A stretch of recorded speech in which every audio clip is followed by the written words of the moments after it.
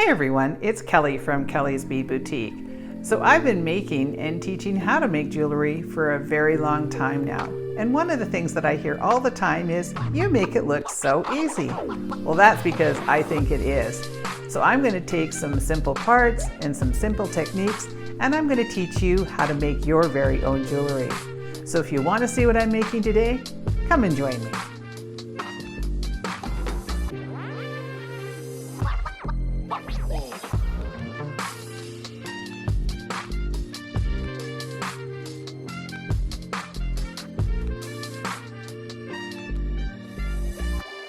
Alright, so to make our bee bracelet, we're going to be using some yellow calcite, and this is an 8mm, and then I also have some matte tiger's eye. So you'll be getting enough to make at least an 8-inch bracelet. You'll probably have to remove some of these if you have a smaller wrist, but we like to make sure that our sizing's inclusive so that everybody gets options here. So we got the two different size 8 semi-precious stones, and then I have some of these cute little woodland spacers from Cheracast that I really enjoy. And some, gotta have a little bit of bling. So we've got some rhinestone spacers. I also have a little bail and our bee. Now in the transportation home, I seem to somehow have misplaced the color that I was using for my fire polish. So I'll show you the actual one because I have this in 2 different colorways. So I'll show you the one that you're actually gonna get. This is not the color you will get with your kit. This is just for demo purposes. And you'll also be getting a head pin that has a ball on the end. We're also going to be using some 0.8mm elasticity, and we'll be using a little bit of GS Hypo Cement at the end. And for our 4 basic tools, we're going to be using our bent chain nose pliers, our round nose pliers, and our cutters. So let's get started. So the first thing we're going to do is we're going to cut a little bit of our elasticity. And I always work with a little bit more than a little bit less. I just find it a bit easier. So I'm probably going to use a good 12 inches or so of this. Now, I've mentioned a few times on some of my videos that I was never a fan of this elastic cording. I could never get it to work. It would always just come undone. And what I found out, the key to it is to stretching it. You have to pre-stretch. You're not going to stretch so hard that you're going to break this. But you can see as I'm doing it, it actually creates quite a bit of extra length. So that 12 inches is going to spread out probably to more like 14. So don't pull too hard because you do not want to break this, but you're going to pull hard enough that you're actually stretching it out. So it goes from a little bit thicker to quite a bit thinner in its texture. And what that does is it will help prevent sagging, because if you were just to try and use it in its current form, you're going to not only have sagging once the bracelet starts to wear, but you're going to have a heck of a time getting that knot to stay. So make sure that you do that firstly. Okay, so now the first thing that we're going to do is we're going to load this up in a kind of a weird way. This is where you're going to probably have to take things apart. I had to take this apart a couple times to get the sizing right for my personal one, and I will explain why. So I'm going to sort of start at the beginning of the bracelet. So I'm going to put on one of my tiger eye and then one of my little rhinestone spacers. Now this is just a really easy, quick bracelet, but the reason that I did this was because we've had so much interest since my last video on the little bee sun catcher. Everybody's been all about the bees, and so my staff said, well, why don't you do a little bee bracelet? So okay, I'll do a little bee bracelet. So that's why I'm doing this today. Okay, so we've got our 8mm matte tiger eye, one of our rhinestones, one of the calcite pieces, and a rhinestone spacer. Then I'm going to put another one of my matte beads on, and then our little woodland bead. And I just kind of like to break it up, instead of having all the same thing. And now you're going to put on enough of the yellow calcite beads to make it the length that you want. And I can't really tell you how many you're going to need because everybody's wrist is completely different. So with the amount that I've got on here, this will fit about an 8-inch wrist or so, maybe one more bead. We'll give you more than you get in this little grouping here. I think I've got the girls giving you a couple extra in case you have a very large wrist. So you will have to deduct, if you've got a smaller wrist, you'll have to deduct some of these yellow calcite beads from your completed piece. But the nice thing about these elastic bracelets is it's really easy. You just can sort of almost mock it up and do a light little knot, try it on, and then see what the sizing is if you're going to have to deduct some. So it's super simple to go back and forth. It just means loading and unloading a little bit. So you can see that's all I'm doing right now, is just adding the beads on there. So I'll just keep adding these, and I'm going to leave one because I need one to complete my pattern. So now I'm going to put my woodland bead on.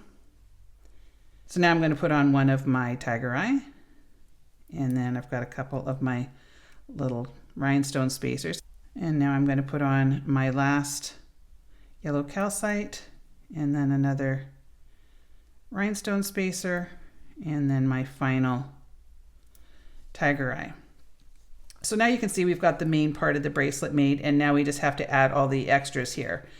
So what I'm going to do is create my knot, but I'm going to put on my bail, and that's how we're going to hide our knot. You know, this has got a nice big hole in there, so that's where we're going to hide it. So the way that I tie mine is I wrap it through once like I'm tying my shoes, and then I pull that back through a third time, and that's the surgeon's knot.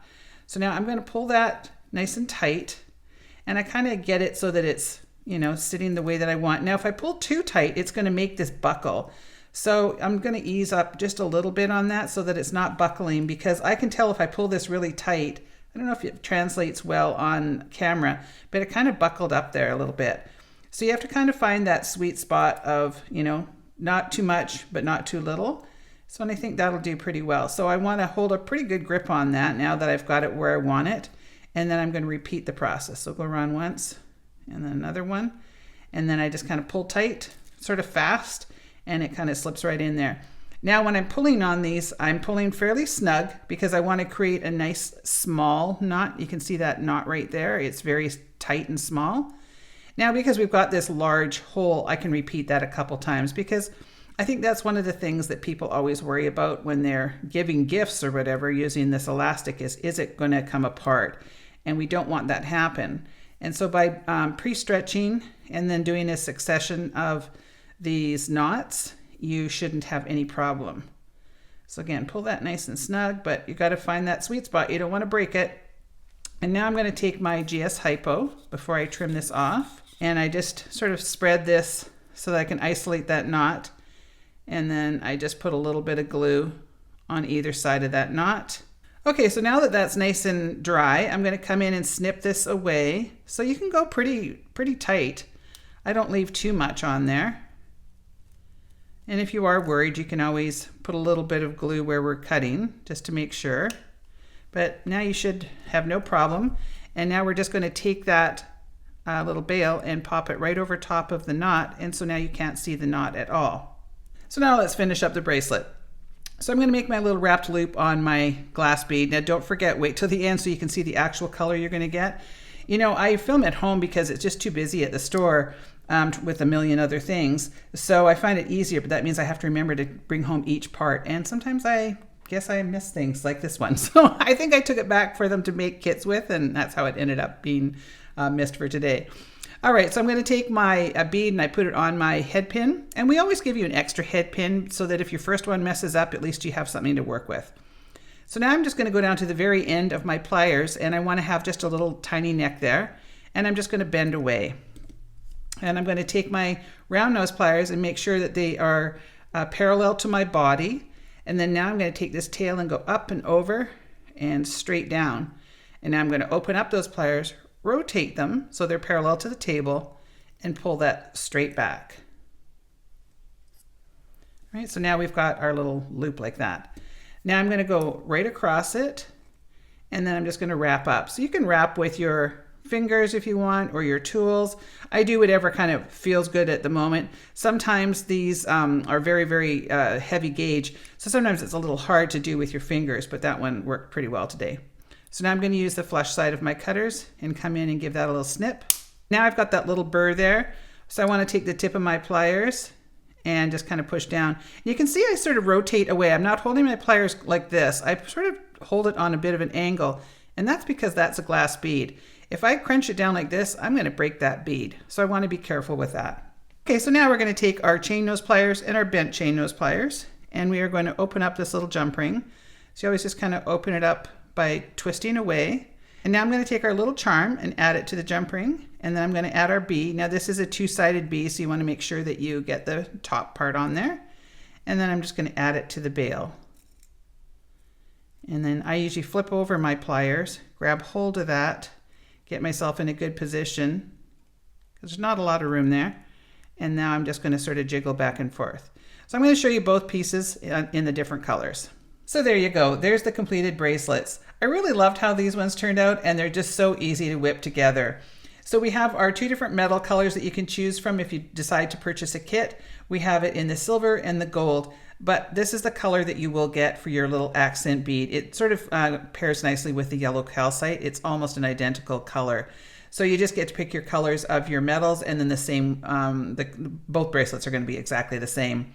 So I hope you enjoyed this one. It was lots of fun to put together. You know, we got to keep bringing the interest to the bees, because without bees, we don't have food. So these will be available in kit form. You just have to go down to the link that I'll put in the description box below, or you can just go to my website at www.kelliesbeadboutique.com. And I carry everything that I use in my videos, from tools to elastic to glue to millions of different beads. So hop on there and have a look around.